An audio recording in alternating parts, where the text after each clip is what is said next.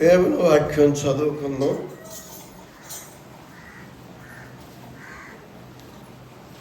మొదటి వచనం చదువు. సహోదరులు ఐక్యత కలిగి నివసించుట ఎంత మేలు, ఎంత మనోహరము అని మాట చెప్పుచున్న కీర్తన కారకుడైన దావీదు మహారాజు యాత్ర కీర్తనలు. సహోదరులు ఐక్యత కలిగి నివసించుట ఎంతో మేలు, ఎంతో మనోహరం అని చెప్పుచున్నారు. సహోదరులు అంటే ఎవరంటే శారీరకంగా తల్లిదండ్రికి పుట్టినటువంటి వారు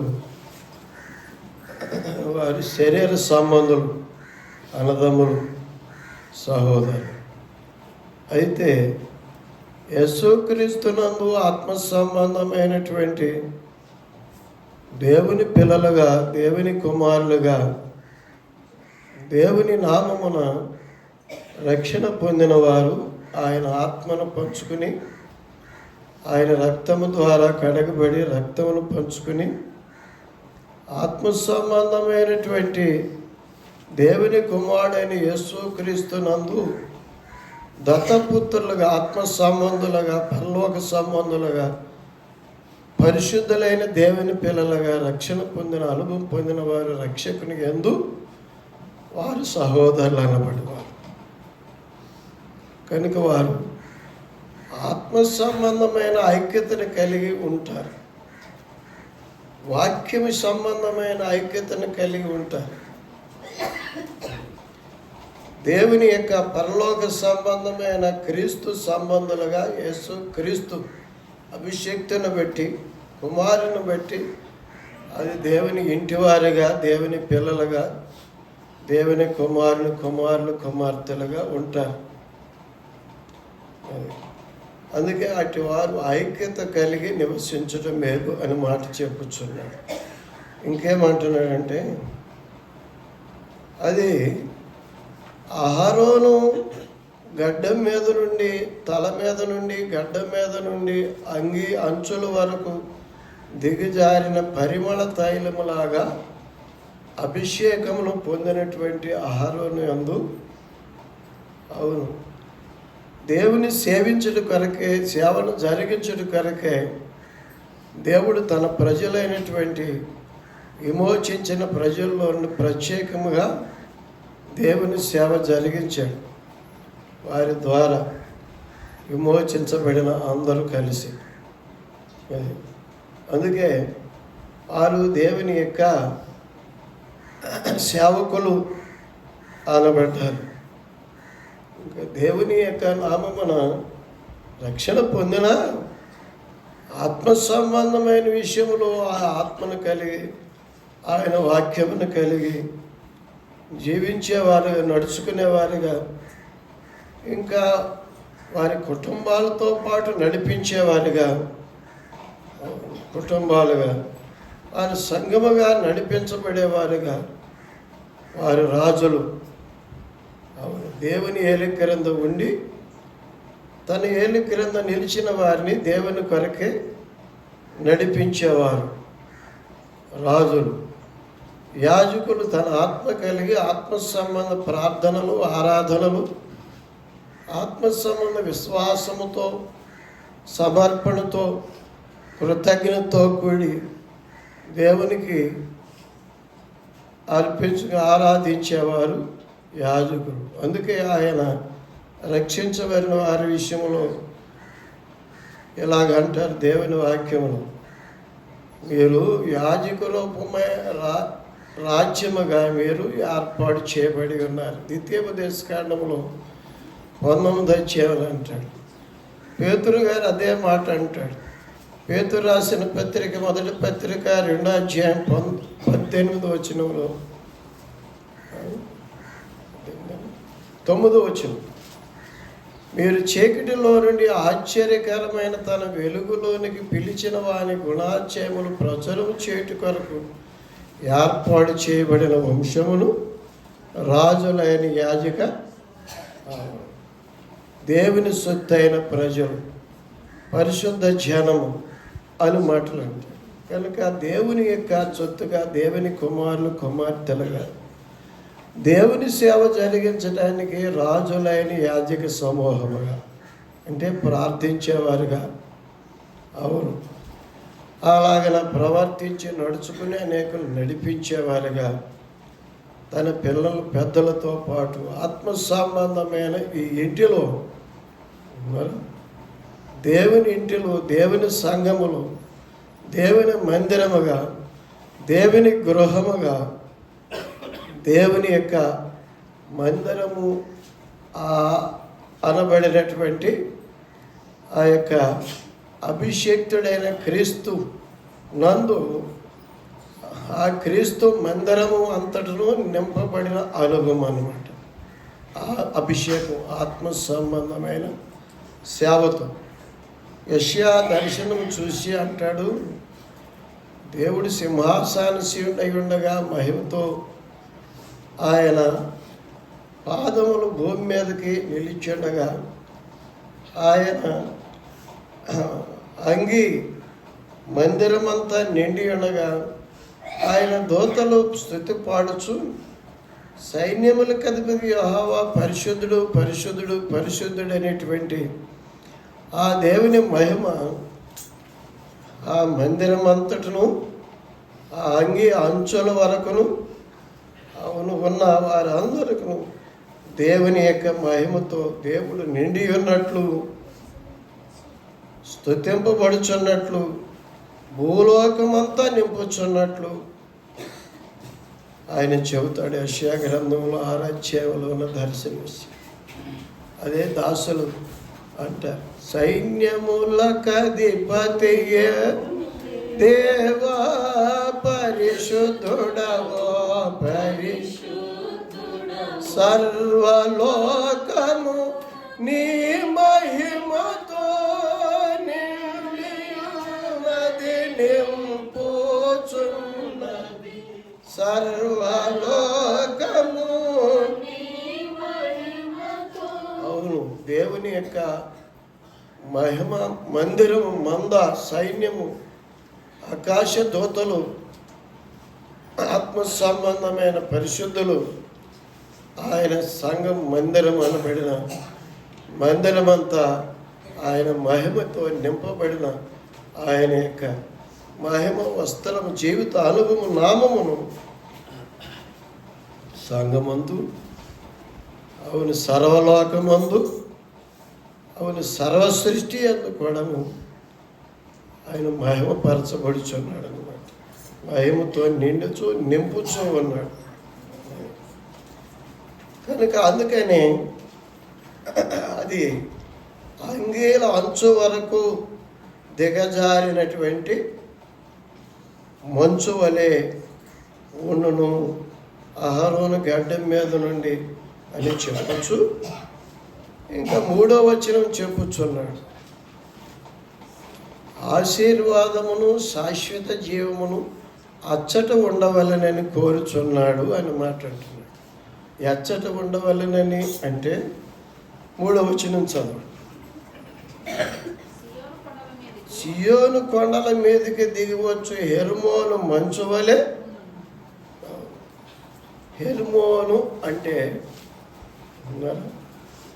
ఆశీర్వాద మూలము కానిది, రక్షణ మూలము కానిది, ఆత్మ సంబంధమైన దేవుని మూలము కాలిందంతా నిర్మూలన చేసి, పరిశుద్ధపరిచి, ప్రత్యేకించి, వేరు చేసి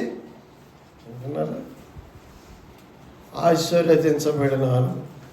అందుకే దేవుడు ఐగుప్తులో నుండి వేరు చేశాడు, అన్ని జనుల నుండి వేరు చేశాడు, అన్ని దేవతల నుండి వేరు చేశాడు, అపవాది మరణదూత నుండి వేరు చేశాడు. నామకార్థులుగా, శరీర సంబంధులుగా అరణ్యములో సణుక్కునే గుంపులో నుండి వేరు చేశాడు. భక్తిహీనులై వెనుదిరిగి ఐగుప్తు ఆశలతో సర్పము గురి అయిన వారిలో నుండి వేరు చేశాడు. ఇష్టులైనటువంటి విశ్వాస సంబంధులను ఆయన స్వాస్థ్యంలోనికి నడిపించాడు, దేవుని ప్రజలైన ఇశ్రాయేలు విషయం. అందుకనే ప్రభు అయిన యేసును గురించి కూడా అపోస్తలులు పేతురు గారు ఈ మాట అంటాడు, దేవుని ఆశీర్వాదం శాపగ్రస్తమైన దాని నుండి వేరు చేసి, శాపగ్రస్తుల నుండి వేరు చేసి, శాపమునకు మూలమైన ఆధారమైనటువంటి శాపగ్రస్తుడు సాతాను నుండి వేరు చేసిన అనుభవంలోనే దేవుని ఆశీర్వాదం వారిలోనే ఉంటుంది. అది దేవుని మందిరం, అది దేవుడి సహోదరు సహవాసం. మిగిలిన అందరూ సహోదరు లెక్కలోనికి రారు. అందుకే అపోస్తలుడైన పేతురు గారు అపోస్తల కార్యముల గ్రంథము 3వ అధ్యాయం 16 వచనం చదవండి. ఆయన నామమందలి 23వ వచనం చదవండి. ఆ ప్రవక్త మాట వినని వాడు ప్రజలలో ఉండకుండా మరు సమయాలు మొదలుకొని ఎందరు ప్రవక్తలు ఎవరిని గురించి ప్రవచించారో ఆ దినము ప్రవచించారని చెప్పచ్చు. 26వ వచనం చదువు. దేవుడు తన సేవకును పుట్టించి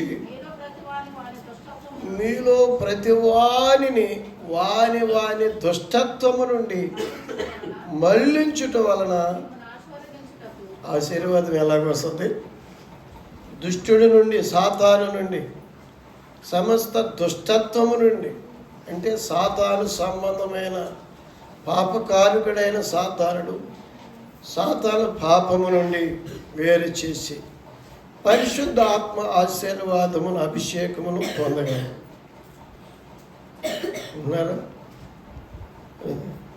కానీ పాప జీవితంలో ఉండి సైతాన్ అధికారంకనే దానికి భయపడుతూ బానిసలై ఉండి దాని అబద్ధములు, మంత్రతంత్రాలు, ఒట్టి వాస్తులు, ఒట్టి కథలు అన్నీ దాని యొక్క అధికారం క్రింద ఉండి ఆశీర్వాదం, అభిషేక్తుడైన క్రీస్తును నేను నమ్ముకున్నాను, నేను ఆయన నన్ను దీవించాడు అంటూ ఎట్లుంది? బురదగుంటలో ఉండి నెత్తి మీద నీళ్ళు పోసుకున్నట్లుగా ఉంటుంది.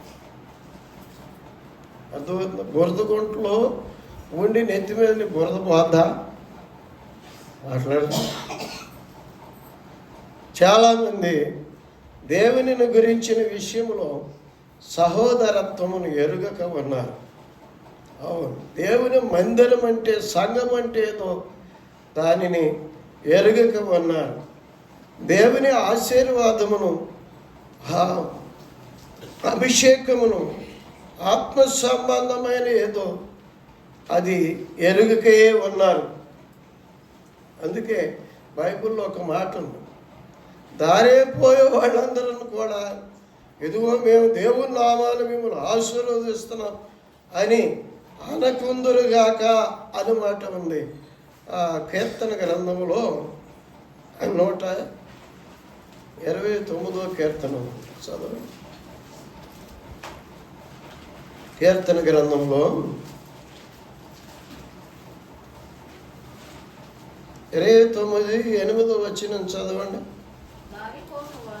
దారి పోవు వారందరూ యెహోవా ఆశీర్వాదము మీ మీద గాక, యెహోవా నామమున మిమ్మల్ని దీవిస్తున్నాము అని అనకయుందురు. ఎందుకనంటే దారే పోయే వాళ్ళందరూ దీవిస్తే దీవులు వస్తుందా? అది భట్రాజు పొగడతలాగా, గంగిరెడ్లోడు దీవెనలాగా. కనుక భిక్షగాళ్ళందరూ కూడా ఆశీర్వదిస్తారు. వాళ్ళని బట్టి దీవెన వస్తుందా? ఆయన పరిశుద్ధత లేదు, పరిశుద్ధ జీవితాలు, పరిశుద్ధ ఆత్మను ఎరుగరాళ్ళు, పరిశుద్ధ దేవుని నామం ఎరుగరు. కానీ దేవుని నామమున ఇంకా కింద చదువు, యెహోవా నామమున మేము అనకయుందురు. అంటే అన్న ఆశీర్వాదం రాదని. అది ఎలాగుంటుందంటే 6వ వచనం చదవండి. వారు ఇంటి మీద పెరుగు గడ్డి వలె నుందురు గాక. అది ఎండకి వాడిపోవును, కోయువాడు తన గుర్తులైనను ఎంత కోసినా గుప్పుల్లోనికి రాదు. ఎండిపోయిన గడ్డి మొక్కలు.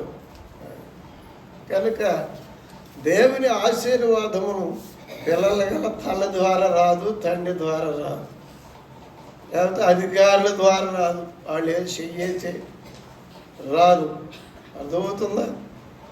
మరి ఎలాగొస్తుందంటే పరలోక దేవుని ద్వారా, దేవుని నామం ద్వారా, దేవుని ఆత్మ సంబంధమైనటువంటి ఆ యొక్క అభిషక్తుడు పాపమును, దుష్టుడిని, సాతానును, శాపగ్రస్తుడును, దుష్టత్వమును అన్నిటి నుండి అవును విడిపించి రక్షణ అనుభవం ద్వారా, విమోచన అనుభవం ద్వారా, పరిశుద్ధపరచబడిన అనుభవం, ప్రత్యేకించబడిన అనుభవం ద్వారా ఆశీర్వాదం వస్తుంది. అందుకే ఎవరు ఇప్పుడు సహోదరులు చెప్పండి, సహోదరులు అంటే ఎవరు? మాట్లాడలేదు. అందుకని ఆత్మ సంబంధమైన క్రీస్తును కలిగిన వారు, క్రీస్తు యేసునందు ఆత్మ సంబంధమైన ఐక్యతను కలిగిన వారు, వారు సహోదరు. అది శరీర సంబంధంగా, వ్యాపార సంబంధంగా, విన్నారా, వ్యవసాయ సంబంధంగా యూనియన్లు, ఇప్పుడు చాలా యూనియన్లు వచ్చినాయి. అర్థమవుతుందా? మహిళా మండల సంబంధం కలిగిన వారు, ఇంకేంటి, ప్రతి విధమైనటువంటి యొక్క సంబంధులు అందరూ కూడా అన్న అన్న అని అనుకుంటాం. అందువల్ల అన్నగాలే, తమ్ముడు కాలేదు. ఆత్మ సంబంధమైన ఐక్యత లేదు, ఆత్మలో లేదు. అందుకే ఆత్మ సంబంధులే దేవుని పిల్లలు అనే మాటను, దేవుని కుమారులు అనే మాటను చెప్పుచున్నాడు. దేవుని వాక్యములో ప్రభు అయిన యేసుక్రీస్తును అంగీకరించిన వారు దేవుని కుమారులు అదుగుటకు అధికారమును అనుగ్రహించెను అని మాట చదవండి. యోహాను రాసిన సువార్త 1వ అధ్యాయం 11-12 వచనాలు చదువుకోండి. ఆయన తన స్వకీయుల యొద్దకు వచ్చెను. అవును, ఆయన శరీర సంబంధులు ఉన్నారా? ఆయన యొక్క వంశపు వారు, యోధా వంశపు వారు, అవును, ఇశ్రాయేలు అనబడిన వారు, వారు మత సంబంధులై, వారు ధర్మశాస్త్ర సంబంధులై ఉన్న ఆయనను ఆత్మ ద్వారా పుట్టినవాడని, ఆత్మ అభిషేకం పొందినవాడని, మనుషులకి ఆత్మ ఆశీర్వాద అభిషేకం పరిశుద్ధాత్మనిచ్చి పరిశుద్ధ జీవిత అనుభవంలో పరిశుద్ధుడైన దేవుని కుమారులుగాను చేయవాడని ఆయన అంగీకరించలేదు. 12వ వచనం చదువు. అయితే ఎందరు అంగీకరించరు? వారందరికి అనగా విశ్వాసముంచి, అయ్యో మన పాపముల కొరకే పాపము లేని పరిశుద్ధాత్మ జన్మను వచ్చాడు. ఆయన పరిశుద్ధ ఆత్మ ద్వారా, ఆయన పరిశుద్ధ రక్తములో ప్రాయశ్చిత్తమే శిలువ అర్పణలో నిలిచి తిరిగి లేచాడు. నా పాపము నుండి, నా శాపము నుండి, శత్రు పాతాళ పార్శ్వము నుండి, నరకము నుండి పరలోకం కొరకు అని ఎవడైతే చేసిన కార్యాన్ని, యేసుక్రీస్తు చేసిన శిలువ బలికార్యం, ప్రాయశ్చిత్త కార్యం విశ్వసించి విశ్వాసము ద్వారా ఆయన నామమును పాపినంటారు. పరిశుద్ధాత్మ వరమును అందుకుని పాపమును, నీతిని, తీర్పును ఒప్పింపు చేసి పరిశుద్ధపరచబడిన అనుభవములు దేవుని కుమారులగుటకు అధికారమును. ఎవరు ఇప్పుడు దేవుని కుమారులు? ఆయన ఆత్మ సంబంధులు, ఆయన వాక్య సంబంధులు, అలాగే విశ్వాస సంబంధులు. ఆయన గురించిన మాటలు, వాక్యం నమ్మి అది విశ్వాసం కలిగించగా, విశ్వాసముతో పాపము లేని పరిశుద్ధుడు దేవుడు నీవు పాపము నుండి నన్ను పరిశుద్ధపరిచి పరిశుద్ధ ఆత్మ ద్వారా పరిశుద్ధులుగా దేవుని పిల్లలుగా చేయటానికి వచ్చామని విశ్వసించి ప్రార్థన చేయి ప్రభువుల రక్షణ. అందుకే రోమపత్రిక 10:17 వినుడు ద్వారా విశ్వాసం కలుగు. క్రీస్తుని గురించిన మాటలు వినుడు ద్వారా విశ్వాసం ఎలా కలుగుద్ది? విశ్వాసం ఎలా కలుగుద్ది? అట్లానే కనుక ఈ దొంగోడైన, అబద్ధికుడైన, మోసగాడైన, అపవిత్రుడైన, వ్యభిచారైన, నరహంతకుడు చేసి ఆశీర్వదిస్తే ఆశీర్వాదం వస్తుందా? రాదు. ఆయన యేసుక్రీస్తు ప్రభు, ఆయన నిర్దోషి, నీతిమంతుడు, పాపుల్లో చేరక తిరిగి లేచి ఆకాశం హెచ్చైన ఇట్టి ప్రధాన యాజకుడు మనం సరిపోయిన వాడని ఆయన జన్మ, జీవితం, పునరుద్ధానం, జయ జీవిత అనుభవంలో తిరిగి లేచి అనేకులు తిరిగి లేపినటువంటి ఆయన నామమును గురించిన మాటలు, శిలువ సువార్త, రక్షణ సువార్త విశ్వాసాన్ని కలిగించి విశ్వాసముతో నీవు దేవునిగా, నీ రక్షకునిగా స్వీకరించి ప్రార్థన చేస్తే 13 ప్రభువు నామమును ప్రార్థన చేయి వారందరూ రక్షించబడుదురు. రామపత్రికలో 10:17 విశ్వాసం కలుగుద్ది. క్రీస్తు జీవితం గురించిన సాక్ష్యం, శిలువను గురించి సువార్త. 13 ఆయన నామమును ప్రార్థన చేయి, విశ్వాసముతో ప్రార్థన చేయి, స్వస్థత కలుగుద్దని ప్రార్థన, స్వస్థత కలుగుద్ది. పాపముల నుండి ప్రాయశ్చిత విమోచన కలుగుద్ది. పరిశుద్ధాత్మనిస్తాడని పాప జీవితాన్ని ఒప్పుకొని విడిచిపెడితే కనికరం, ప్రభు కృపను, పరిశుద్ధాత్మను, ప్రభువును పొందుకుంటాం. కనుక ప్రభు ఆత్మ సంబంధమైనటువంటి జీవితములో పరిశుద్ధపరిచి ఆయన ఆత్మ కలిగిన వారే దేవుని కుమారుడు. రామపత్రిక 8:9 చదవండి. ఎవడైనను క్రీస్తు ఆత్మ లేని వాడైతే వాడు ఆయన వాడు కాడు. అదోందా? అది కనుక ఆత్మ సంబంధులు సహోదరులు, ఆత్మ సంబంధులు ఆయన ఆత్మ ద్వారా, అవును, విశ్వాసము ద్వారా ఆయన బీజం, పరిశుద్ధాత్మ బీజము వారి జీవితములు ఆత్మలో అందుకున్నందువల్ల వారి పిల్లలు. యోహాను రాసిన మొదటి పత్రిక 3:9 చదవండి.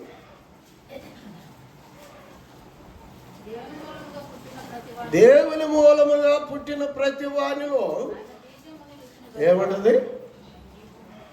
ఆయన బీజం ఉంటుంది. శరీరకం పుట్టిన వారిలో ఈ తండ్రికి పుట్టిన ఈ తండ్రి బీజమే తండ్రి గుణాలే వచ్చిన వీడికి. విన్నారా? మోసపు గుణాలు, అబద్ధం ఆడుతాం, కపటంగా ప్రవర్తిస్తాం, రోషంగా పట్టుదలతో, పంతంతో, అవును అలాగన తిడతాం, కొడతాం, స్వభావం నైజం అన్నమాట. అయితే ప్రభువు యొక్క నామమున విశ్వాసము ద్వారా పరిశుద్ధ ఆత్మ మూలముగా కలిగిన ఆత్మ బీజం ఏంటంటే అట్టి వారు పాపము చేయరు. ఎందుకంటే దేవుని మూలముగా, ఆత్మ మూలముగా ఆయన బీజం ఉంది కనుక ఆ పాపము ఆ బీజం ఏంది ఒప్పింపజేస్తాను. నేను దేవుణ్ణి నమ్ముకున్న, దేవుడు నాతో ఎదుర్కొని ఒప్పించాడు. నేను బాప్తిసం పొందలేదు, నేను అభిషేకం పొందలేదు. కానీ మీటింగులకి పేపర్లు ప్రింట్ చేస్తాకి వెళ్తే ఆ బస్సు దాటిపోతే రాత్రి 12 అయిపోయింది. ఆ ప్రశ్నలను తీసుకొస్తాను మీటింగ్కి. అయితే నా జతోడు కలిసి ఇప్పుడు బస్సు లేదు, ఆఖరి షోకి వెళ్దాం రండి సినిమాకని చెప్పి కొంచెం మీద చేసి నేను నడిసేనే వెళ్తాను కానీ నేను వెనక్కి తిరగను అని విడిచిపెట్టి నడిచి వచ్చేసి. అర్థమవుతుందా? ఆ బీజము ఆత్మ పాపమును, నీతిని, తీర్పును గురించి తీర్పు ఉంది, నరకం ఉంది. పాప జీవితం ఒప్పుకుని మళ్ళీ పాపములో జీవిస్తే ఆ ఆత్మ నీలో ఉందా? అది బీజం కలిగి ఆయన కుమారుడు. పాపము, నీతిని, తీర్పును ఒప్పింపజేసేది పరిశుద్ధాత్మ. అంటే ఎన్నో అద్భుతాలు సూచక్రియం చేయటం కాదు, చక్కగా రాగం తీసి పాడటం కాదు, మనుషులు చక్కగా నచ్చజెప్పటం కాదు. విన్నారా? అబద్ధము, దొంగతనము, వ్యభిచారం, కపటం, వేషధారణ, మనుషుల దగ్గర మనిషి చాలామంది సాక్ష్యం చెప్తారు నిలబెట్టి. విన్నారా? అసలు పాపాన్ని బట్టి వచ్చింది నీ కీడు, ఈ పాపము నుండి నన్ను దేవుడు తప్పించాడు అని ఒప్పుకోవటం కాదు సాక్ష్యం. ఎవరు నన్ను క్షమించాడు, ఎవరు నన్ను కాపాడు, అదే సాక్ష్యం. కనుక ఆత్మ ఏం చేస్తుందంటే ఒప్పింప చేసేది. ఆహాను సువార్త 16:8 చెప్పుచున్నాడు. ఆయన ఆదరణకర్త పరిశుద్ధాత్మ, ఆయన క్రీస్తు ఆత్మ మీలోనికి వచ్చినప్పుడు పాపమును గురించి, నీతిని గురించి, అవును పాపమును గురించి ఒప్పింపు చేసినందువల్ల అంటారు, మా దేవుడు పూజారుడండి, నీవు నిలబెట్టిన దేవతలకు మేము పూజించమని ఉన్నారా? అవును, ఇందుని గురించి మాకు ప్రేమ ప్రత్యుత చింత లేదు, మేము ఎరుగుదామని నోటితో ఒప్పుకున్నటువంటి మేము తినము. ఈ విగ్రహారాధన మాంసం తినము, విగ్రహాలు పలహారం తినము. అవును, విగ్రహ సంబంధమైన ఈ కార్యాలు మేము ఏకీపించము అంటారా? అందరూ ఎక్కడున్నారండి? పప్పలో పిల్లల కోసం వండానండి. ఎవరి కోసం అండి? అందరు తీసుకుంటున్నారండి పలహారం, తీసుకుని అక్కడ పెట్టేశారండి. అందరూ ఒక మంచి విశ్వాసి. తప్పే ఉంది. సరే, మీ దేవుడి నమ్మకం మీరు చేస్తున్నారు, మేము దేవుడిని తప్పితే వేరుగా మేము చెయ్యం. ఆ దేవుడు అలా చెప్పినట్టు నియమం అది ఒప్పుకోవాలి. ఒప్పింపజేసేది అర్థమవుతుంది. పాపమును గురించి, నీతిని గురించి, తీర్పును గురించి ఒప్పింపజేసేది. అది దేవుని ఆత్మ సంబంధమైన బీజం. కనుక దేవుని వాక్యము ఇలాగుంది చెప్పుచున్నది అని వాక్యము బట్టి ఆయన వాక్యానుసారమైన వారు దేవుని పిల్లలు. అందరూ దేవుని. అబ్రహాంకి 2 సంతానాలు ఉన్నారు. వాగ్దానం బట్టి వచ్చి పుట్టిన కుమారుడు ఉన్నాడు. చెప్పండి, పిల్లలు పుడతలేదని చెప్పి ఉంచుకున్న దానికి పుట్టినటువంటి పిల్లలు కూడా ఉన్నారు.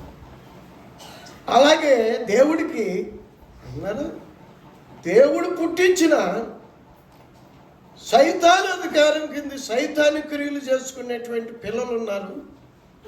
దేవుడు మాట్లాడాడు, దేవుడు ఆత్మను ఒప్పింప చేశాడు అని దేవుని కొరకే వాక్య మూలముగా దేవుని కుమారు రక్షణ సాక్ష్యం. అది రామపత్రిక 9:7 చదవండి. చాలామంది సాక్ష్యం, నాకు రాకం వచ్చిందని పోయింది, అందుకు అప్పుడు బాధ్యతను బాత్రూంలో చేసు అదా కాదు. దేవుని గురించిన ఆత్మ సంబంధమైన సత్యం వెలిగింపబడి సత్య సంబంధులు, వాక్య సంబంధులు, దేవుని పిల్లలు జీవిత విషయంలో, దేవుని సేవించే సేవా కార్యాలు, అర్పణల విషయంలో, ఆరాధన విషయంలో. అందుకే ఆ దేవుని యొక్క మాటను బట్టి, దేవుని ఆత్మను బట్టి, దేవుని అభిషేకం ఆశీర్వాదం అసలు. అంతేగాని నెత్తి మీద చేసి ఈ ట్రైనింగ్, బైబిల్ ట్రైనింగ్ నేర్చుకుని అభిషేకం ఇస్తే, మనుషులు అభిషేకం ఇస్తే సేవకు వచ్చేసి వీడంటాడు దేవుని ఆత్మ అభిషేకం పొందిన వారు మేము, ఆత్మాభిషేకాన్ని బట్టి మేము సేవకులు అంటున్నాడు. ఒక ఇంటికాడ నేను విశ్వాస ఇంటికి వెళ్తే అనుకోని రీతిగా ఆ విశ్వాసులందరూ ఆయన పీఠం వేసి కూర్చుని మొదలెట్టారు. వాక్య సంబంధులు, ఆత్మ సంబంధం మీకు వివరిస్తాను, చదవండి. అబ్రహాము సంతానమైనంత మాత్రము చేత అందరూ పిల్లలు కాదు, అనగా శరీర సంబంధాలైన పిల్లలు. అర్థమవుతుందా? శరీరంగా ఇటు అనుకుని అట్టు అనుకుని ఇటు, అది కాదు. శరీరంగా పుట్టిన వారు కాదు. ఇంకా అసలు అది వాగ్దాన సంబంధులైన వారు. నేను వాక్యం బైబిల్ చదువుతూ ఈ వాక్యం నన్ను హృదయాన్ని పట్టుకో. దేవుడు మాట్లాడతాడా? దేవుడు నా జీవితాన్ని ఒప్పింపు చేసి ప్రత్యేకిస్తాడా అని ఆ వాక్యం పట్టుకుని ప్రార్థన చేస్తే దేవుడు ఆత్మ ద్వారా దహించి పాపం నుండి ప్రత్యేకించి రక్షణ కార్యం చేశాడు. అందుకే వాగ్దాన సంబంధులైన వారే అబ్రాహాము సంతానం. ఇంకా చదవండి. వాగ్దాన రూపమైన వాక్యం ఇది. ఇదే ఈనాటికి ఈ సమయమునకు వచ్చేదను. ఉమ్, అప్పుడు శారాకు కుమారుడు కలుగును. ఉమ్, అంతేకాదు రెబ్కా మన తండ్రి అయిన ఇస్సాకును ఒకని వలన ఉమ్. గర్భవతి అయినప్పుడు ఏర్పాటును అనుసరించిన దేవుని సంకల్పము స్త్రీల మూలము కాక పిలుచువాని మూలంగానే నిలకడగా ఉండు నిమిత్తము పిల్లలెంక పుట్టి మేలైన ఇంకా పై వచనం చదువుదాం. పై వచనం చదవమ్మా. 7వ వచనం. అబ్రాహాము సంతానమైనంత మాత్రం చేత ఉమ్, అందరూ పిల్లలు కారు గాని ఉమ్, ఇస్సాకు వలన అయినది నీ సంతానము అనబడును. ఉమ్, అనగా శరీర సంబంధులైన పిల్లలు దేవుని పిల్లలు కారు గాని ఉమ్, వాగ్దాన సంబంధులైన పిల్లలు సంతానమని ఎంచబడును. ఉమ్. దేవుని పిల్లలు కారు కానీ అని మాట్లాడలేదు. అర్థమవుతుందా?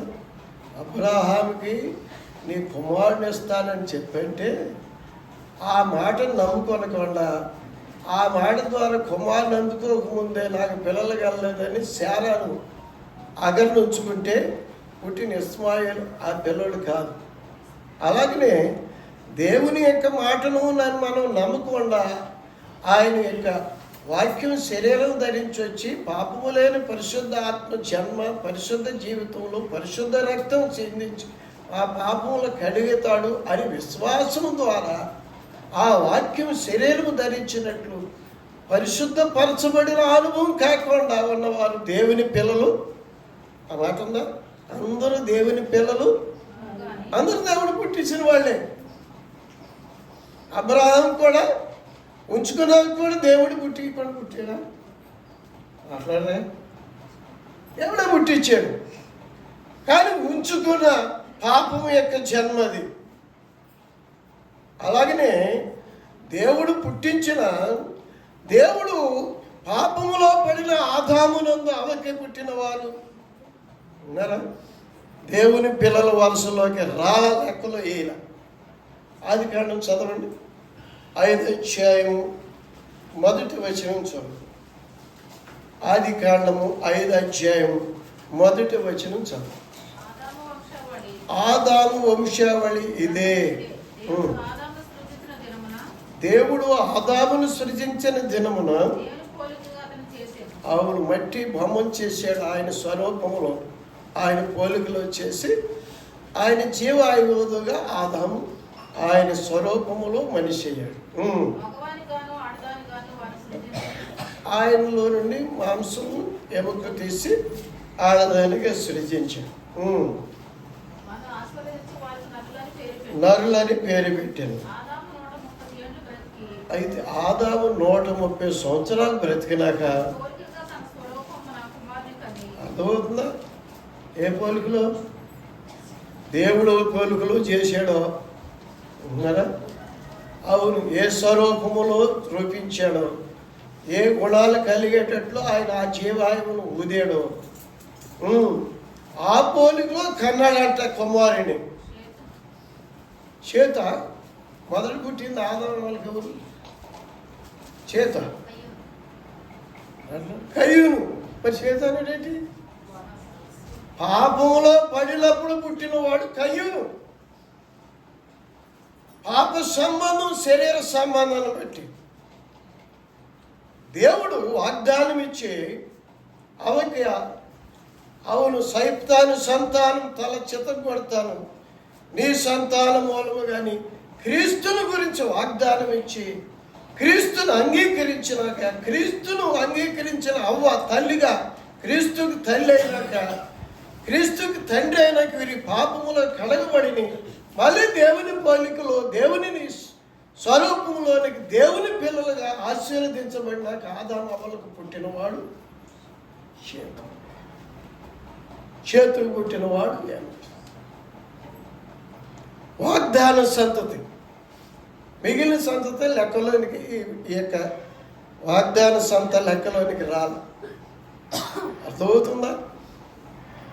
అందుకని ఎవని పేరైనను జీవ గ్రంథమందు వ్రాయబడి ఉన్న ఎడల ఉండని ఎడల వాడి వెలుపుట అవునిచ్చి మరణంలోనికి, అగ్నిగుండంలోనికి, అది రెండవ మరణం.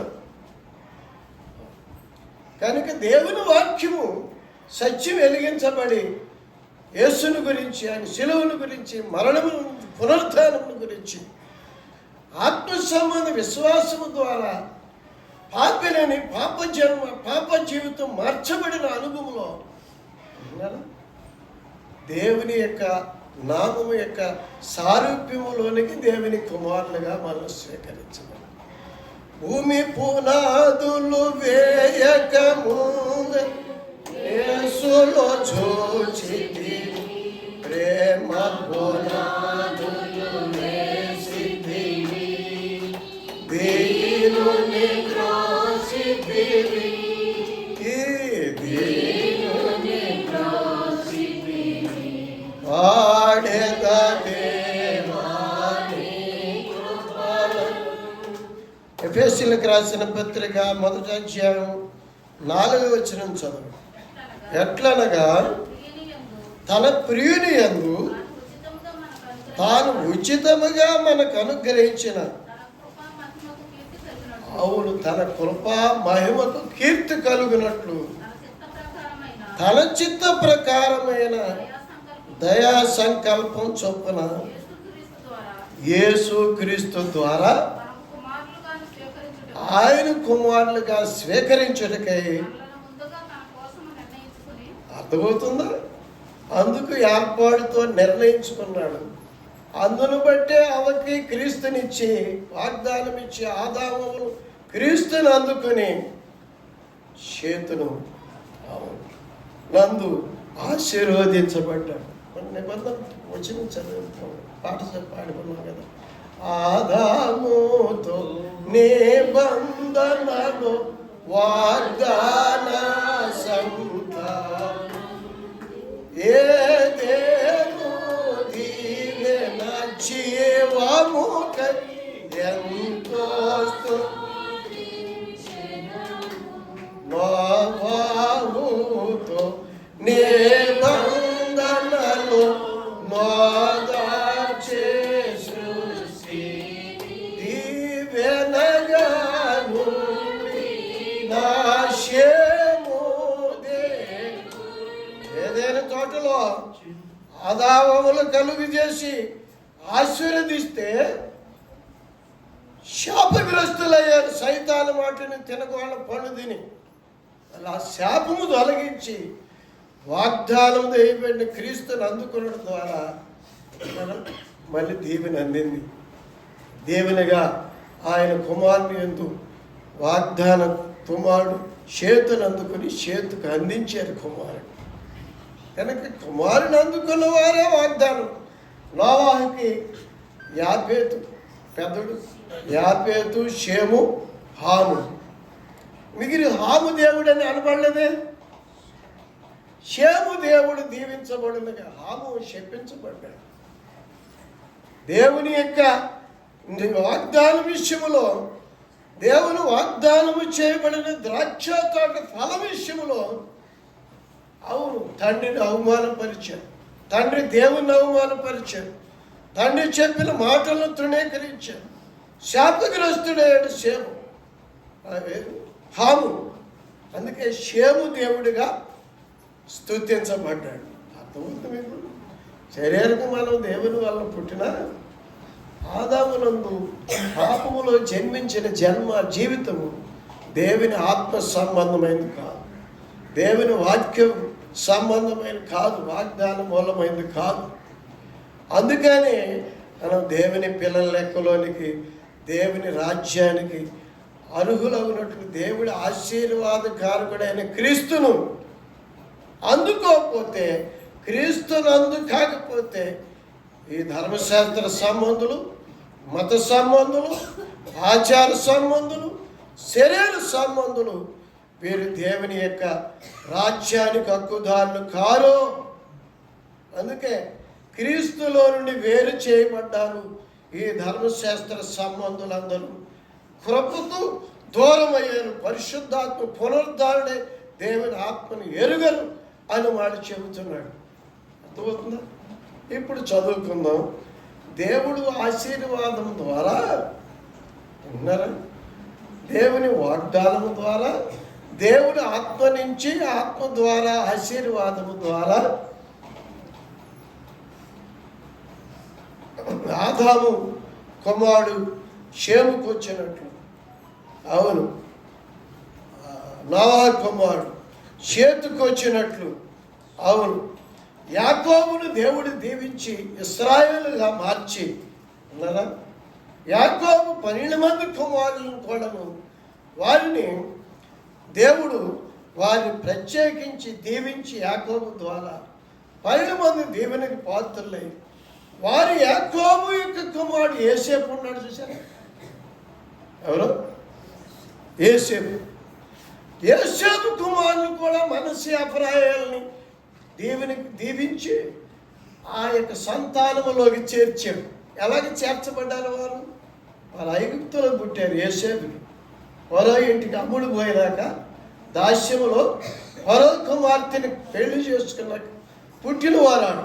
వాళ్ళు ఎలా చేర్చబడ్డారంటే వారిని గురించి కూడా దేవుని మాట ఇచ్చి, దేవుని ఆత్మ ఆశీర్వాదం ఇచ్చి, దేవుని ఆత్మ ద్వారా, వాగ్దానం ద్వారా చేర్చబడ్డారు. ఆ మాట చదవండి.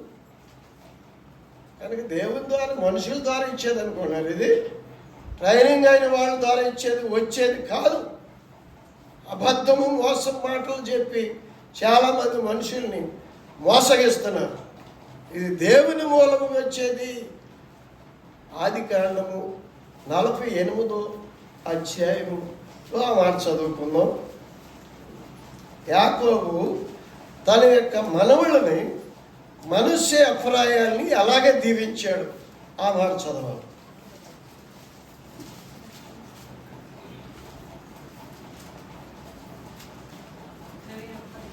2వ వచనం. ఇదిగో నీ కుమారుడైన యోసేపు నీ యొద్దకు వచ్చుచున్నాడని యాకోబు నాకు తెలుపడు. కళ్ళు కనపట్ల, కాయలో పడ్డాడు, ముసలుడైపోయాడు, మంచంలో ఉన్నాడు. అయితే ఎవరో చెబితే అవును ఇశ్రాయేలు, ఇక్కడ యాకోబు అని పేరు పెట్టాడు. అంటే దేవుని ఆత్మ సంబంధం ఇశ్రాయేలు నామమున రక్షణ ఆశీర్వాదం పొంది ఆశీర్వాదం ఇచ్చడానికి కారకుడుగా నిలిచాడు. అది దేవుని ఆత్మ ద్వారా, దేవుని వాక్యం ద్వారా పిలువబడి, ఏర్పాటు చేయబడి, ప్రత్యేకించబడిన వారి ద్వారా ఆశీర్వాదము, అభిషేకం, రక్షణ అనుభవం, పరలోకము ప్రత్యేకించబడిన అనుభవం వస్తుంది. కానీ ట్రైనింగ్ అయిన వాళ్ళ ద్వారా రాదు, మత సంబంధుల ద్వారా. అందుకే ఇశ్రాయేలును గురించి బలం తెచ్చుకొని మంచం మీద కూర్చొని లేచి కూర్చున్నాడండి. యోసేపును చూచి అవును కనాను దేశములోనికి వచ్చేటప్పుడు సర్వశక్తి గల దేవుడు లూజులో నాకు కనపడి నన్ను ఆశీర్వదించి ఇదిగో నీకు సంతాన అభివృద్ధి పొందిస్తాను, నిన్ను విస్తరింప చేసి నీవు జనముల సమూహం అగునట్లు చేసి నీ తర్వాత నీ సంతానమునకును నిత్య స్వాస్థ్యముగా ఇస్తాను ఆశీర్వాదం ద్వారా అని సెలవిచ్చాడంట దేవుడు. అర్థమవుతుంది మీకు? ఇదిగో ఏంటది? ఎప్పుడు సంగతి అది? యాకోబుకి దేవుడు ఆయన రక్షించబడటానికి ఒక్కడిగా, అవును పెళ్లి కాక ముందు లూజులో బేతేలు కనపడి దీవించి చెప్పిన మాటను చెప్పుచు, నీవు ఐగుప్తుకి అమ్ముడుపోయిన చచ్చిపోయారని చెప్పి అన్నదమ్ములు చెప్పిన మళ్ళీ తిరిగి బ్రతికాడని నీ దగ్గరికి రావటానికి వచ్చినప్పుడు, నేను బయలుదేరినప్పుడు ఐగుప్తుకి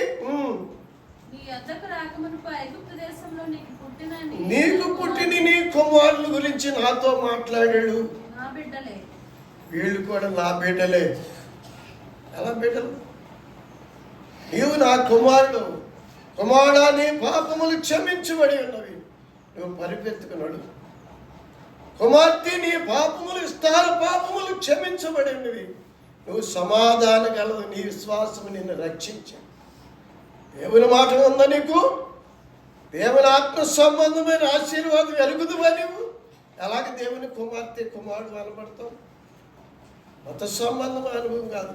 అందుకే దేవుడు మాట్లాడాడు అని చెప్పచ్చు.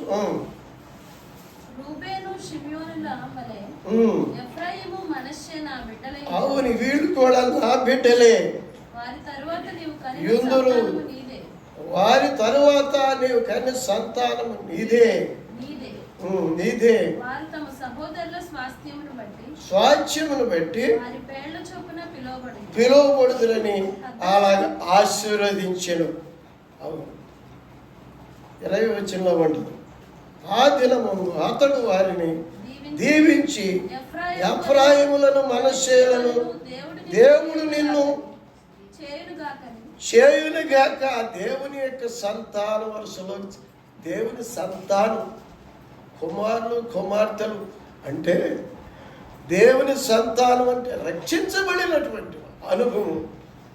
వీరిని కూడా ఆత్మ ద్వారా, ఆయన మాట ద్వారా. ముందు ఆయన మాట వచ్చింది ఐగుప్తులో నుండి.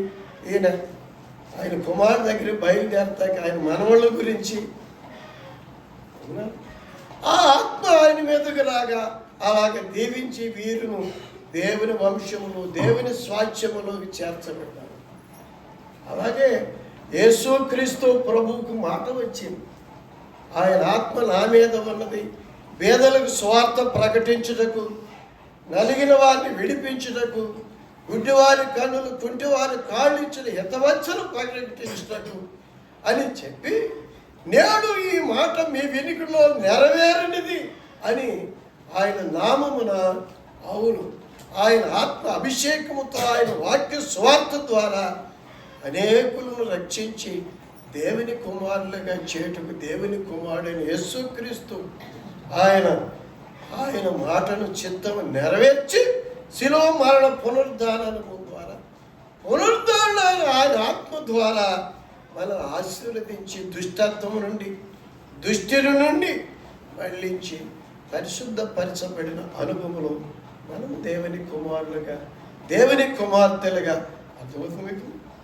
దేవుని మందిరముగా ప్రత్యేకించబడిన అనుభవము, ఏర్పాటు చేయబడిన అనుభవము కలిగిన వారు దేవుని ఇల్లు.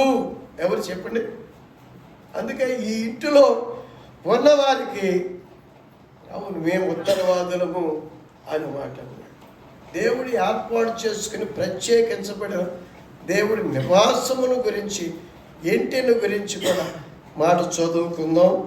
అవును, ఒక మాట చదువుకొని మనం ఆరాధనలోకి పోదాం, వివరించుకొని చదువుకుందాం. 65వ కీర్తన 4వ వచనం చదువు.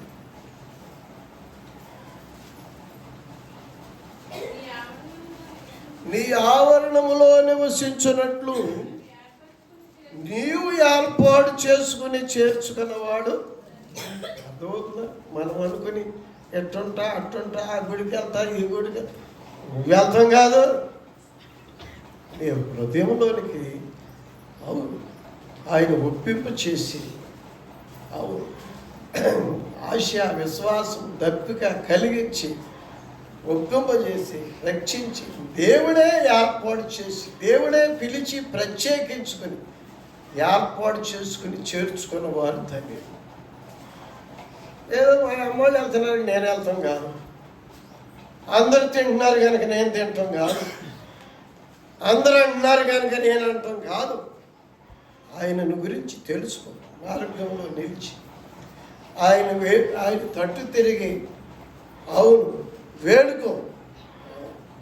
ఆయన ద్వారా నీవు ఏర్పాటు చే. అందుకే నేను అని చెప్పి ఆయన అంటున్నాడు, నీవు ఏర్పాటు చేసుకుని చేర్చుకున్న వారు ధన్యులని దావీదు మహారాజు చెప్పుచు, వారు పరిశుద్ధాలయం మేలు చేతను. అవును, దేవుని మందిరం అంటే, పరిశుద్ధాలయం అంటే ఇది చెప్పాలి. పరిశుద్ధ ఆత్మకు నిలయం ప్రభు. పరిశుద్ధ ఆత్మ ద్వారా జన్మించాడు. పరిశుద్ధ ఆత్మ అభిషేకం కలిగిన వాడు. అందుకే పరిశుద్ధ జీవిత అనుభవంలో ఆయన పలికి ప్రార్థించి ఆయన ముట్టి ఆయన తట్టి అనేకులు ఆయన పరిశుద్ధ ఆత్మకు ఆయన రక్షణ పొంది ఆయన ఆత్మ కలిగి వాక్యం కలిగిన వారు పరిశుద్ధ ఆలయం. ఆయన కుటుంబం ఆయన కుమారులు కుమార్తెల పిల్లలు. కొరింథీయులకు రాసిన 2వ పత్రిక 6వ అధ్యాయం 18వ వచనం. మనము జీవం కలిగిన దేవుని అర్థమవుతుందా? దేవుని పునరుద్ధాన జీవము ఆత్మ ద్వారా పిలిచి ఆయన ఆత్మ నుంచి ఆయన వాక్యము నుంచి మాట్లాడేవాడుగా కలపడేవాడుగా ఆత్మతో ప్రార్థన చేయవాడుగా ఆ ఆత్మతో ప్రవర్తన విషయం ఆత్మ సంబంధమైనటువంటి ఆయనకు ఇష్టలుగా నడిపించే అనుభవం కలిగినటువంటి వారు మనము విశ్వాసులు. ఈ సంఘము జీవం కలిగిన దేవుని ఆలయం అంటున్నాడు పౌలు గారు. ఇంకా చదువు. అందుకు దేవుడే ఎలాగ సెలవిచ్చుచున్నాడు, వారిలో నివసిస్తాను. సంచరించడం ఏంటండి? నడిపిస్తారన్నమాట. బోధించి నడిపిస్తాడు, తెలిపి మారుస్తాడు, మళ్ళించి నడిపిస్తాడు. ఇదే తర్వాత ఇందులో నడుచుకోమని, ఇది కాదు ఇటు వెనక తిరగమని. ఆత్మచేత అందరు నడిపి వారు దేవుని కుమారులు కుమార్తెలు, వారు సహోదరులు. ఇంకా చదువు. అలాగే నేను వారి దేవుళ్ళై ఉంటాను, వారు నా ప్రజలు సంఘమై ఉంటారు. అవిశ్వాసులు ఆత్మ లేని వారు ఉన్నారు చూసారు. వాక్యం యొక్క సత్య సంబంధులు కాకుండా వాక్యంతో పని లేదు. నెత్తిమీ చేయించుకుని వెళ్ళిపోతారు వాళ్ళు. వాక్యం వినరు, సత్యం గ్రహించరు, ఒప్పుకుని అలాగే జీవితాలను అర్పించుకుని ప్రార్థించి సమర్పించి తీర్మానించుకుని ఆయన ఆరాధించరు. ఎలా విశ్వాసాలు అవుతారు? నేను బాప్తిసం పొందకముందే ఉన్నారు, ఒట్టి మాటలు కాదు, ఆయన గురించి చెప్పాడు. ఆయన ఆరాధించే ప్రార్థించే సంఘంతో కలిసి. ఎందుకంటే ఆయన నాలోకి వచ్చాడు, నన్ను నడిపించాడు. అందుకే అంటున్నాడు, మనము జీవం కలిగిన దేవుని ఆలయం కనుక అవిశ్వాసులు ఒట్టి విగ్రహాలు, ఆత్మ లేనివారు. ఆత్మలు జీవం లేనటువంటి వస్తువు ఉంటుంది అనుకోండి, ఆ వస్తువు ఎవరి చేతులకైనా వెళ్ళదు, ఎక్కడ పెడితే అక్కడ ఉంటుంది. జీవం కలిగినటువంటి వారైతే ఆ దేవుని తప్పితే దేనికి సాగిలపడము. అవును, దేవుని ఇష్టమును కాక మరి వేరొక ఇష్టమును అనుసరించి నడుచుకుంటాక అన్ని జనులుగా ఉన్నప్పుడు అలాగే నడుచుకున్నాం. గతించిన కాలం చాలును. పేతురు గారు ఆ మాట అంటాడు, అర్థమవుతుంది. అందుకని మీరు వారి మధ్య నుండి బయలు వెళ్ళి ప్రత్యేకంగా ఉండి అని మాట చెప్పాడు. కింద కింద మాట బయలు వెళ్ళి. ఏంటి ప్రత్యేకం అంటే ఏంటి చెప్పండి? అట్లానే ఆడబూతులు అన్నా నువ్వు అంటున్నావు, ఆడు యొక్క దెబ్బ కూడా నువ్వు కూడా తోస్తున్నావు, ఆడు మోసం చేసి నువ్వు మోసం కీడు చేసిన వాళ్ళు కీడు చేయాల్సింది అంటున్నావు. అంటే తేడా అంటే ఇద్దరికి తేడా. కనుక ఆత్మ సంబంధమైనటువంటి గృహం విషయంలో ఆత్మను ఆయన వాక్యమును బట్టి ఆయన మందిరము. అవును, కనుక దేవుడే ఏర్పాటు చేసుకుని దేవుని ఆలయంగా దేవుని మందిరముగా ఆ సంఘములో ఆ మందిరం ఆ పిల్లల్లో చేర్చి సమృద్ధి సంతృప్తి కలిగి ఆయన పిల్లలకి ఆహారం కొదవలేదు, వాక్యం కొదవలేదు. దేవుడు చెప్తాడు. అవును, అడగకపోయినా ఊహించ అత్యధికించేది. ఆయన ప్రేమించే వారికి కంటికి కనబడని చెవి హృదయాన్ని ఎన్నో దాచుచ్చినవి ఆ ప్రియులు నెత్తులు వారు ఇస్తున్నాడు. అర్థమవుతుందా? నా పెళ్ళిని గురించి సేవకులందరూ 30 మంది పోగని ప్రార్థన చేస్తున్నాడు. నాకు అసలు ప్రార్థన చేసుకోవటం, వీళ్ళు పెళ్లి చేయటమే నాకు ఇష్టం లేక నెలకొండ కొడుకు దేవుడు నాకు దర్శనం ఇచ్చాడు. వాళ్ళు ఇక 2-3 దర్శనం ఇచ్చాడు. ఆ దర్శనం ఇచ్చి చెప్పకుండా సరిపెట్టుకుందారనుకుంటే వాళ్ళకి చెప్పేవాటికి చెప్పకుండా ఉండలేకపోయాడు. అర్థమవుతుంది.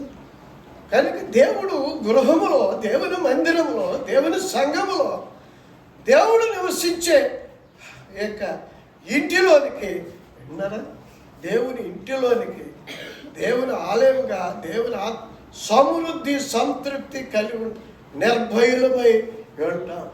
ఆయన సెలవు లేకండి. అందుకని ఆయన మాట అన్నాడు, ఈ ఇంటిలో చేరిన వారికి, ఈ ఇంటిలో చేర్చుకొని తల్లి ఇంటి తండ్రి ఇంటి వారిని, ఈ ఇంటిలో చేరి ఉన్నవారికి ప్రాణం, ఇంటిలో నుండి బయటకు వెళ్తే వారి ప్రాణాలకు వాళ్ళే ఉత్తరవాదు, వారి పని లేదు అన్నాడు. ఆ ఒక మాట చదవండి.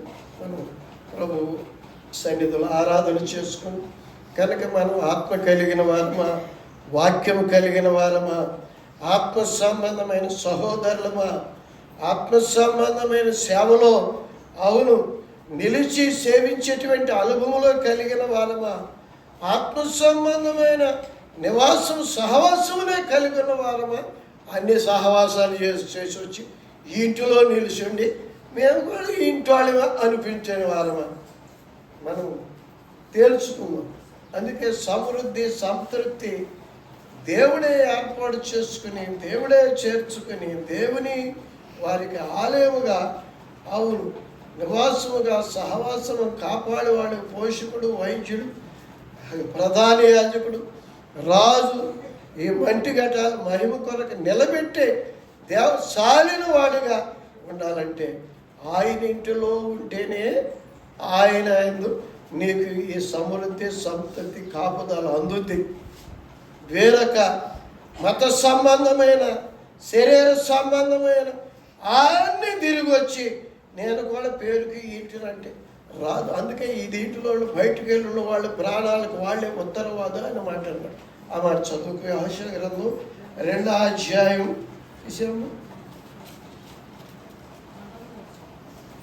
19-18 వచ్చిన కట్టి ఎరదారం అంటే యేసు ప్రభు రక్తంలో కడగబడినాను, ప్రత్యేకించి పరిశుద్ధపరచబడినాను. కనుక ప్రమాణ వాక్యం అంటే యేసు పునరుద్ధారణై తిరిగి సజీవుడు ఉన్నాడు, సజీవుడు మనం కాపాడుతాడు.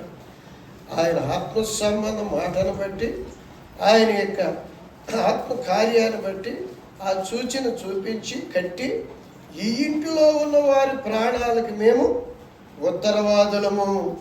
ఈ ఇంటి ద్వారము నుండి వెలుపలకు వచ్చేవాడు తన ప్రాణములకు, వారి ప్రాణాలు వారే కాపాడు చేతులు. ఎందుకని చెప్పండి,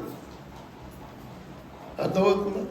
అందుకే పరమగీత గ్రంథములో నీ ఇంటిలో లేదయ్యా, నీ సంఘములో నీ మందులో రాలేదయ్యా, కానీ వేరొక మందులో జతగాళ్ళ మందుల్లో ఉన్నాను, కానీ ఆ మేత, ఆ ఆదరణ, ఆ కాపుదల నాకు కావాలంటే ప్రభు ఏమన్నాడు తెలిసిన?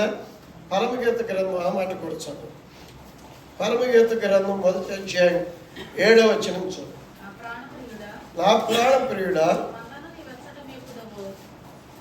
ప్రియురాలు సంఘం అంటుందన్నమాట.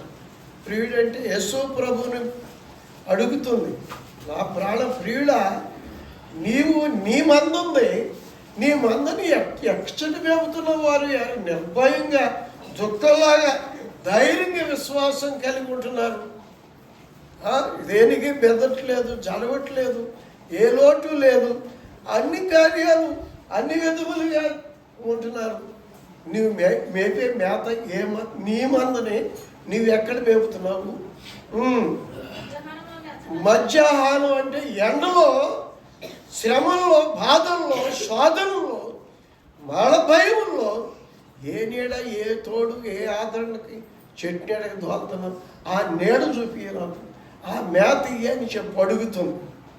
అర్థమవుతుందా? మందుతో పని లేదంట, మందుతో నడుచుకోదు, మందుతో నిలిచుండదు, కానీ మందు మేత, మందు నీడ, ఆదరణ కావాలి, ఆశీర్వాదం కావాలా, సమృద్ధి కావాలా, ఇంకేంటి ఆదరణ, కాపుదల అన్నీ కావాలా.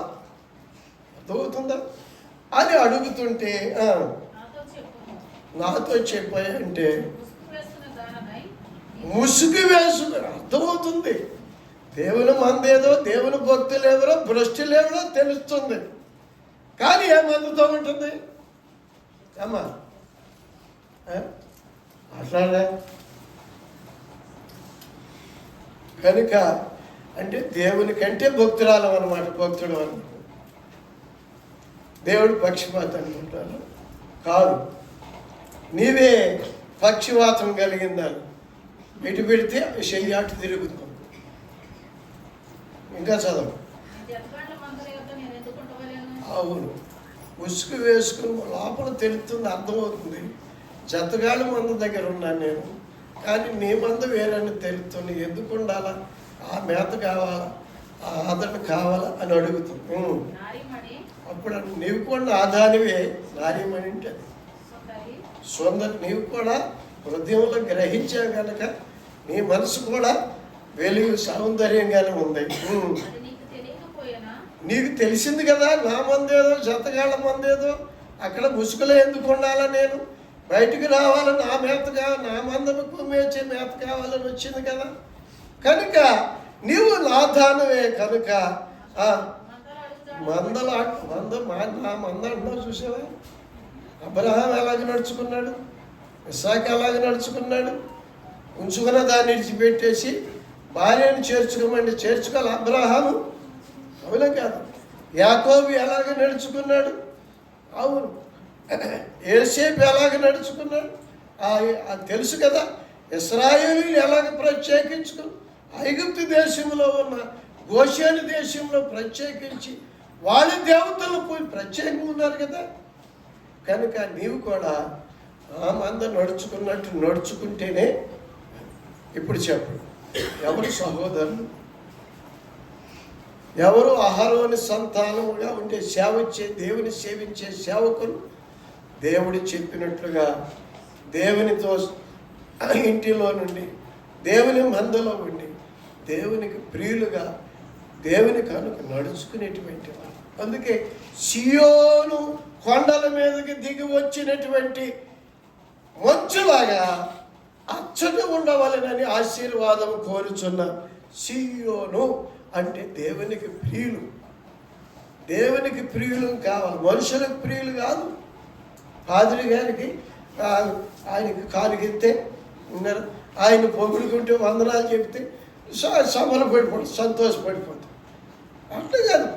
దేవుని సంతోషపరిచేది ఏంటంటే దేవుని మాట విను, దేవునికి ఇష్టలుగా ఉండటం కొరకే దేవుని వెంబడించు, దేవుని యందు నిలిచుండు. అందుకే నేను క్రీస్తును పోలి నడుచుకుంటున్నాను, నన్ను పోలి నడుచుకోండి. పౌలు చెప్పు, ఆయన పోలి నడుచుకునేటువంటి వారిని గురిపెట్టి నడుచుకోండి అని ప్రభు దాసుడు చెప్పుచున్నాడు. ప్రభు అదే చెప్పు. నారీమణి సుందరి అది నీకు తెలియకపోయేలా మందల అడుగు జాడలను బట్టి మందతో కలిసి అది ఐక్యత. అందుకే ఎఫెసీ పత్రికలో 4వ అధ్యాయంలో ఆయన మొదటి వచ్చిన ఆత్మ కలిగించు ఐక్యతను కాపాడుకుంటే ఎంత శ్రద్ధ కలిగిన వారై ఉండి పిలువబడిన పిలుపు పరలోక పిలుపుకి తగినట్లుగా ఈ లోకంలో ముఠాల కొరకు కాదు, భోజనాల కొరకు కాదు, ఈ లోకంలో పెళ్లిళ్ళ కొరకు కాదు, ఈ లోక సంబంధమైన వ్యాపారాల కొరకు కాదు, పిలువబడిన పిలుపుకి తగినట్లుగా ఆ మాట కొంచెం 4వ అధ్యాయం మొదటి వచ్చి. కాబట్టి సమాధానము బంధము చేత కలిగించే ఐక్యత భోజన ఐక్యత కాదు, కులం ఐక్యత కాదు. కుల బోధకులుగా మేము కులానికి బోధకులుగా ఉంటామని చెప్పి కులానికి ఒక సంఘం ఏర్పాటు చేసి అవుతున్నారు. అది కాదు. ఆత్మ సంబంధమైన క్రీస్తును ఆత్మ కలిగించే ఐక్యతను కాపాడుకునేందుకు సమాధానమును బంధము చేత మీరు పిలువబడిన మన పరలోకంగా ఈ లోకానిక ఇలాగ సంబంధమైనటువంటి వ్యాపారాల కొరకు, కులం కొరకు, మతం కొరకు, ముఠా కొరకు, పార్టీల కొరకు. చాలామంది పార్టీ సంబంధులుగానే ఉండి ప్రార్థనలు చేస్తున్నారు. ఏంటది? దేవుడి విషయం కూడా పార్టీ అన్నా. కనుక ఆత్మ కలిగించే ఐక్యత ఏం చేస్తుందంటే పార్టీ అయినా, కులమైనా, మతమైనా, ఏది ఉన్నా ఏది పోయినా విన్నారు. పరలోక పిలుపులో పాలు పొందిన పరిశుద్ధ సహోదరులారా, అందుకు ఒప్పుకున్న దాన్ని నెరవేర్చుటకు అప్పుడు క్రీస్తు మీద లక్ష్యం ఉంచండి. ఆయన వైపు, ఆయన గురి నుండి వేరు చేసే మంద ఆయన వాక్యము నుండి, ఆయన ఆత్మ నుండి, ఆయన అడుగుజాడను అనుసరించి నడుచుకున్న ఆయన మంద నుండి, ఆయన నీడ ఆదరణ, ఆయన యొక్క సమృద్ధి సంతృప్తి. అందుకే నీవు ఏర్పాటు చేసుకుని చేర్చుకున్నవారు పరిశుద్ధ మేలు చేత మందిర సమృద్ధి వలన ఈ సహవాసములో అవును ఈ యొక్క ఆత్మ సహవాస భక్తులు పరిశుద్ధులు నడిచిన అనుభవములు అవును మోషే, అబ్రహాం, ఇస్సాకు, యాకోబులు ప్రభు అన్ని దీవెనలను ఎక్కడికి వస్తాయి.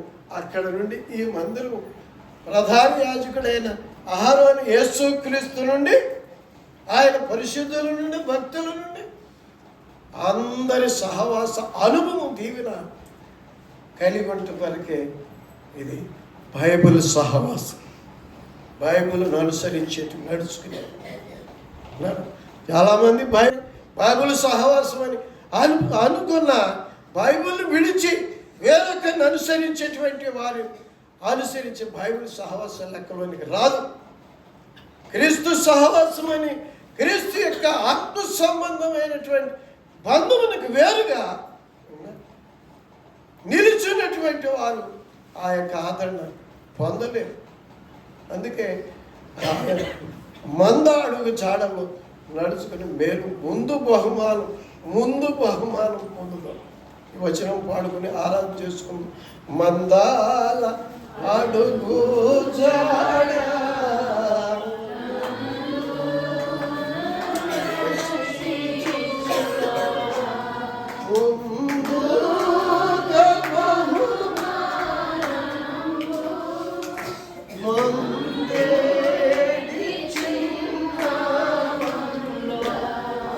ముందుగానే మన కళ్ళకు చూడక ముందుగానే మన కొరకు సిద్ధపరిచిన పొందగా మోకరించి రక్షించబడిపోయింది.